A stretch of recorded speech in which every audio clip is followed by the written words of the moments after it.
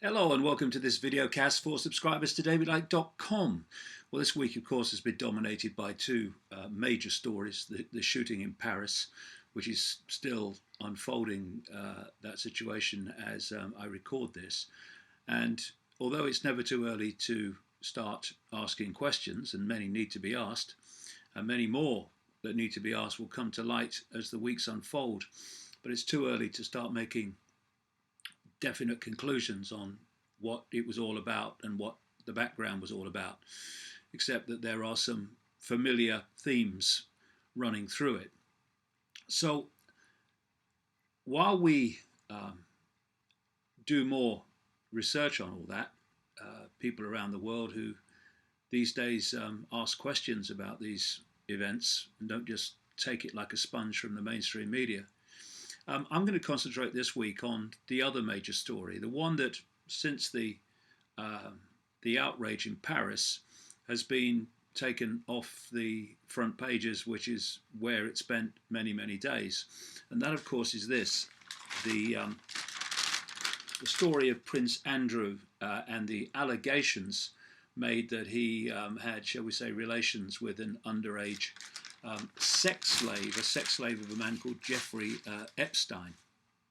Now, Epstein is a multi-billionaire who was prosecuted for procuring sex with a minor, and it was part of a much bigger investigation into Epstein's activities, and that is kind of laid out in considerable detail in court documents that have been filed in the United States, based on the fact that the alleged victims of this man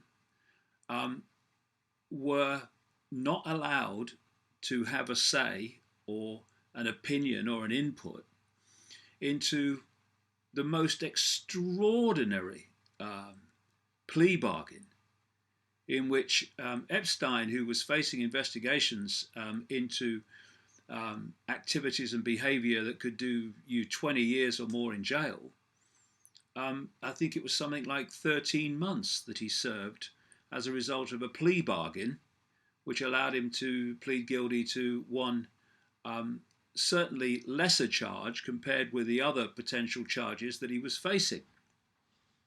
So this outrage by alleged victims has brought this court situation to the fore as they try to get some justice, as they see it, for the fact that basically they see Epstein got away with it.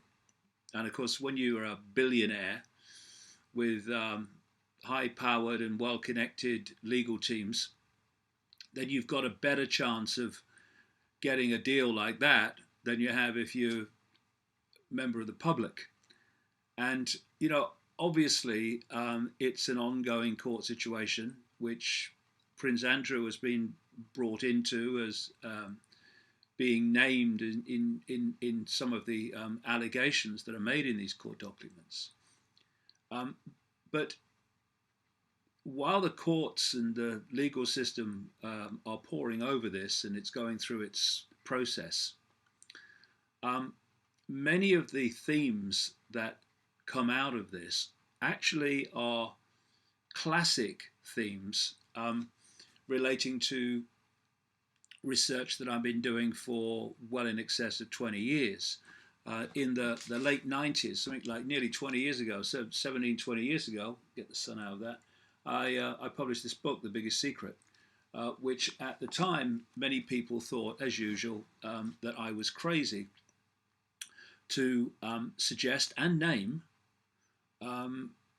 many famous people, both sides of the Atlantic, in relation to paedophilia, Satanism, and horrific violent abuse, in some cases, of children and young people.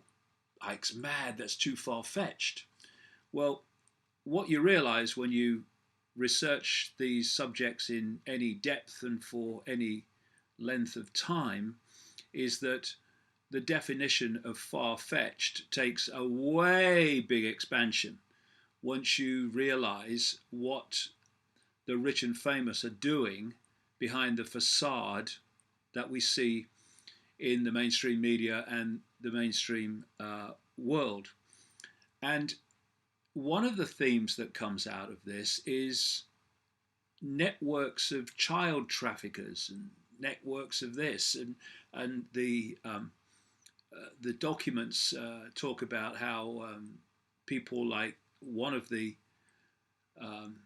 girls, now a woman who is making these claims, Virginia Roberts, how they were flown around the world to Britain and other places as part of this network that they talk about. And it's very difficult for people, I understand, to conceive how organized all this is in terms of the paedophile networks and the satanic networks and so on, which interpenetrate politics and banking and all of these things that direct the world that we live in and the society that we live in. But if you imagine the world, the planet, and then you lay over the planet a web, a network of strands in a web. And at that point, you're looking at the world and you're looking at strands and connections all over it. It's obvious. But now, put countries on top of that web. Put corporations on top of that web. Put cultures. Put belief systems. Put all these different expressions of human society on top of that web. Put the banking system on top of that web with all the apparently different banks competing with each other. And like I say, put the countries on top of that web and all the things that you see in society. And now you look at that and you would see a series of individual situations. You'd see individual countries, you'd see individual banks, individual media operations, in individual corporations of biotech and pharmaceutical and all the rest of them.